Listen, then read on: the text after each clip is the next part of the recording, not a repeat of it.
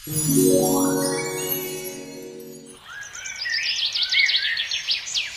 गांव में जमुना देवी नाम की एक बहुत चतुर सास रहती थी।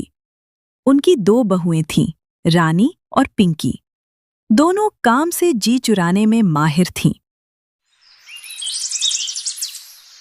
एक दिन सुबह सुबह जमुना देवी उठी तो देखा कि आंगन में पत्ते बिखरे पड़े हैं, बर्तन धुले नहीं हैं और दोनों बहुएं चारपाई पर आराम से बैठी बातें कर रही हैं।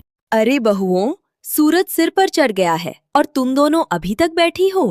अम्मा जी, आज मेरी कमर में दर्द है और मेरी गर्दन में दर्द है। अच्छा, कल तो कमर ठीक थी, दर्द भी तो अचानक आता है। हाँ अम्मा, दर्द आने से पहले चिट्ठी थोड़े बेचता है। जमुना देवी समझ गईं कि दोनों काम से बचने का नया बहाना बना रही हैं। उन्होंने कुछ नहीं कहा और मुस्कुराकर अंदर चली गईं। दोपहर को जमुना देवी सोच सोच कर परेशान हो गई। फिर जमुना देवी को एक तरकीब सूझा। सुनो बहुओं, आज गांव में बड़ी खबर आई है। क्या खबर है? कहीं मेला तो नहीं लग रहा? गांव के मुखिया ने घोषणा की है कि इस महीने सबसे मेहनती बहू को 100 चांदी के सिक्के मिलेंगे। रानी ये बात सुनते ही उछलकर बेड से तुरंत नीचे उतर गई और बोली, क्या कहा अम्मा? 100 सिक्के? उधर पिंकी भी दौड़ के उठी और बोली, अम्मा, इतने सारे सिक्के? हाँ, लेकिन इनाम सिर्फ मेहनती बहू को मिलेगा। बस फिर क्या था। जो बहुएं अभी तक दर्द का बहाना बना रही थीं, वे अचानक बिल्कुल ठीक हो गईं। अम्मा जी, मैं अभी आंगन साफ करती हूँ। और अम्मा, मैं सारे बर्तन धो देती हूँ।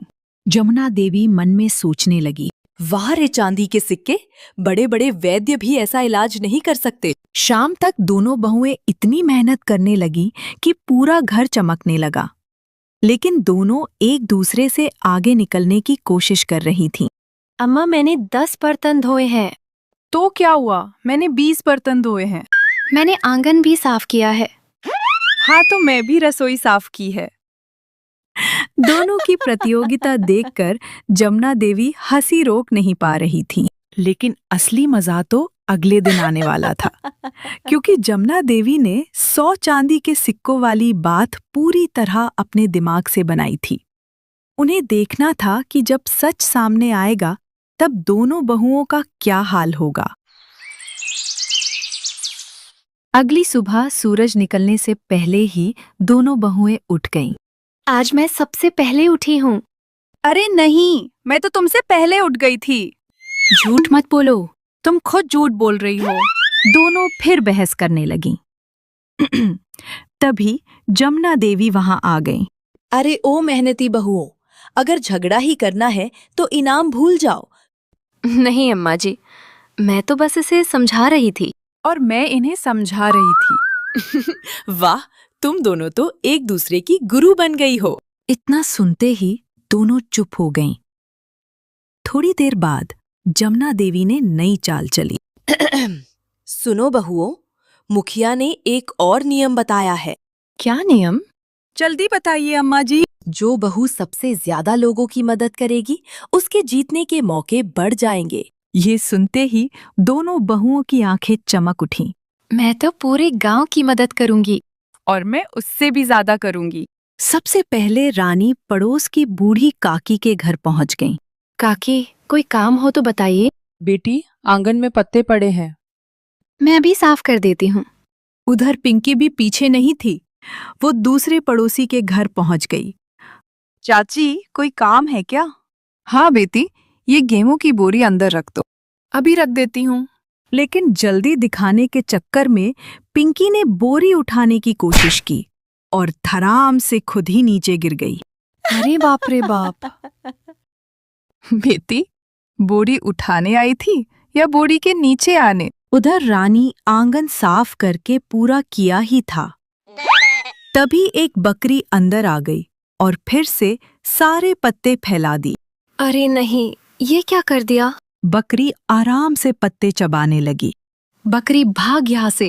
बकरी भागी तो रानी उसके पीछे भागी। गांव के बच्चे ये देखकर हंसने लगे। अरे देखो बकरी आगे आगे भाभी पीछे पीछे। शाम तक दोनों बहुएं थक चुकी थीं। घर पहुंचते ही वे चारपाई पर बैठ गईं। हाँ, आज तो मैं बहुत मेहनत कराई हूँ। मैं भी आज बहुत मेहनत की है। तभी जमुना देवी मुस्कुराती हुई आईं।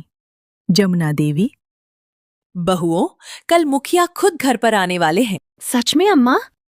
फिर तो इनाम पक्का समझो। अगले दिन सुबह सुबह घर में बड़ी हलचल थी। रानी और पिंकी को पूरा विश्वास था कि आज मुखिया जी आएंगे और 100 चांदी के सिक्के देकर जाएंगे। दोनों बहुएं सुबह से ही काम में लगी हुई थीं। पिंकी जल्दी जल्दी काम करो। मुझे मत सिखाओ, मैं तो कल से ही मेहनत कर रही हूँ। चाहे कुछ भी बोलो, इनाम तो मुझे ही मिलेगा। हाँ हाँ, सपना देखना अच्छी बात है। उधर रामू सारी बातें सुन रहा था। उसे कुछ समझ नहीं आ रहा था। वो अपनी माँ के पास गया। अम्मा, ये 100 चांदी के सिक्कों वाली बात क्या है? कौन सी बात?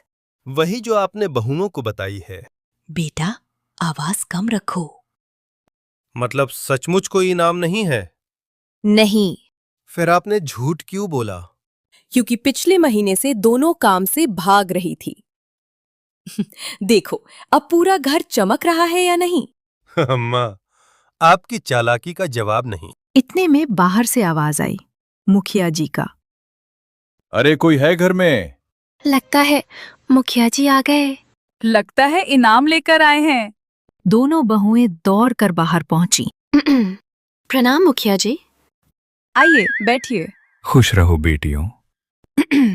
मुखिया जी, आपने मेहनती बहू के लिए जो इनाम रखा था, बस उसी के बारे में पूछना था। कौन सा इनाम?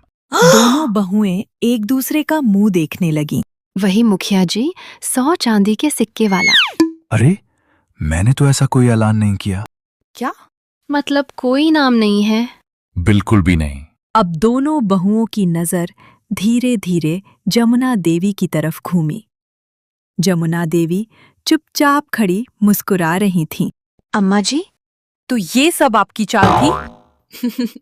हाँ, मेरी ही चाल थी। मतलब हम इतने दिनों से बेकार मेहनत कर रहे थे? बेकार? घर साफ हुआ, आंगन चमका, पड़ोसियों की मदद हुई, इसमें बेकार क्या है? दोनों बहुएं कुछ बोल नहीं पाईं। मुखिया जी, जमुना बहन, मान गए आपको। आपने बिना डांटे ही दोनों को काम पर लगा दिया। अम्मा की चालाकी पूरे गांव में मशहूर है मुखिया जी। सब लोग हंसने लगे। लेकिन जमुना देवी की चालें अभी खत्म नहीं हुई थी। उन्होंने पहले से ही एक और योजना बना रखी थी और इस बार योजना का नाम था आलस पकड़ो अभियान। ये सुनकर रानी और पिंकी घबरा गईं। अब अम्मा क्या करने वाली हैं? मुझे तो कुछ गड़बड़ लग रही है। कल पता चल जाएगा। दोनों बहुएं सारी रात यही सोचती रहीं कि आखिर आलस पकड़ो अभियान क्या है। अगली सुबह दोनों बहुएं डरते डरते आंगन में पहुंची। वहां जमुना देवी एक चारपाई पर बैठी थीं और उनके सामने एक बड़ा सा मिट्टी का घड़ा रखा था। अम्मा जी, ये घड़ा यहाँ क्यों रखा है? और ये आलस पकड़ो अभियान क्या है? बस थोड़ी देर में पता चल जाएगा। तभी रामू भी वहां आ गया। अम्मा, आज किसकी खैर नहीं है? आज आलस की खैर नहीं है। फिर जमुना देवी ने घड़े के ऊपर एक कागज चिपका दिया। उस पर बड़े बड़े अक्षरों में लिखा था, आलस का घड़ा। अम्मा, इसका क्या मतलब है? जो भी काम से बचेगा उसका नाम इस घड़े में जाएगा। नाम घड़े में कैसे जाएगा? कागज पर लिखकर। दोनों बहुएं एक दूसरे को देखने लगीं। और शाम को घड़ा खोला जाएगा। जिसका नाम सबसे ज्यादा बार निकलेगा उसे गांव का आलसी सितारा घोषित किया जाएगा। अम्मा, ये कैसा इनाम है? इनाम नहीं, बदनामी है। ये सुनते ही दोनों बहुएं चौकन्नी हो गईं। कुछ देर बाद रानी, जरा आंगन में पड़े सूखे पत्ते साफ कर देना। जी अम्मा। रानी झाड़ू लेकर पहुंची ही थी कि उसे पिंकी दिखाई दी। अगर मैं काम करूं और ये आराम करे तो इसका नाम घड़े में डाल दूंगी। अगर रानी जरा भी बहाना बनाएगी तो उसका नाम घड़े में जाएगा। अब दोनों एक दूसरे पर नजर रखने लगी। अम्मा जी, मैं थक गई हूँ, थोड़ा बैठ जाऊं। बैठ जाओ। पिंकी जैसे ही बैठी, रानी तुरंत कागज लेकर आई। अम्मा, पिंकी काम छोड़कर बैठ गई है।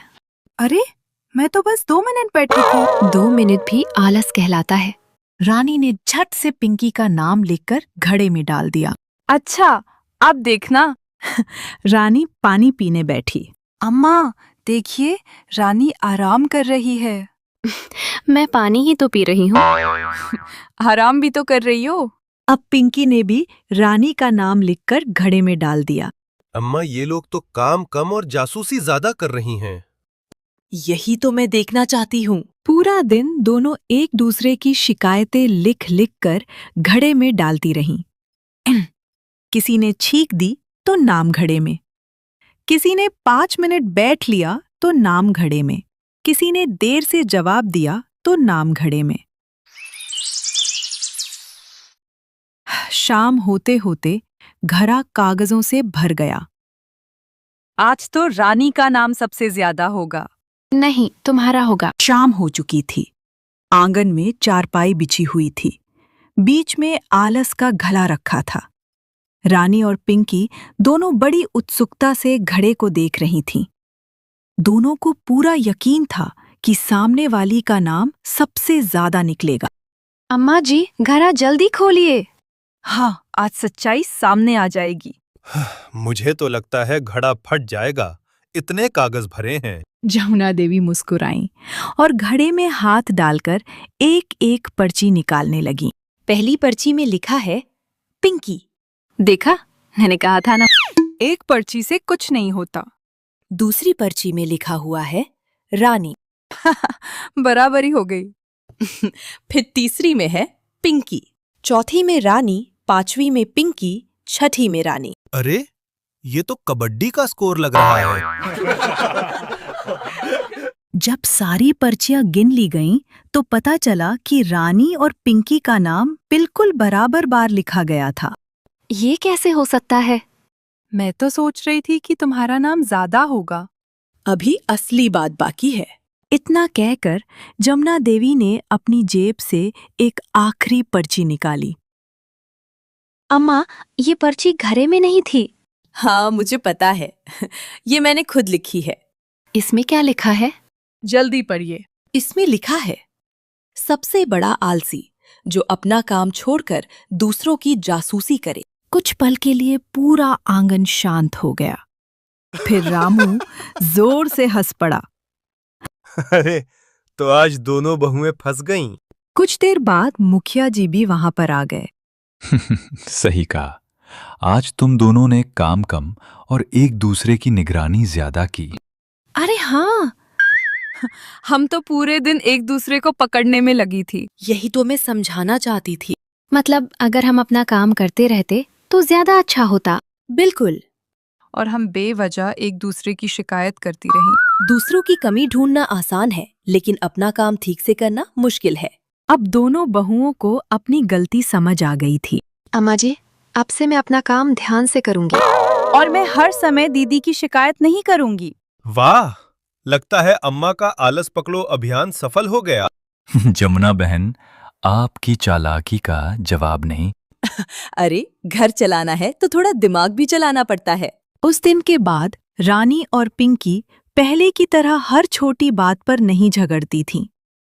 जब भी शिकायत करने का मन होता, उन्हें आलस का घड़ा याद आ जाता और वे हंस पड़ती। और जमुना देवी वो आज भी गांव की सबसे चतुर सास कहलाती थीं।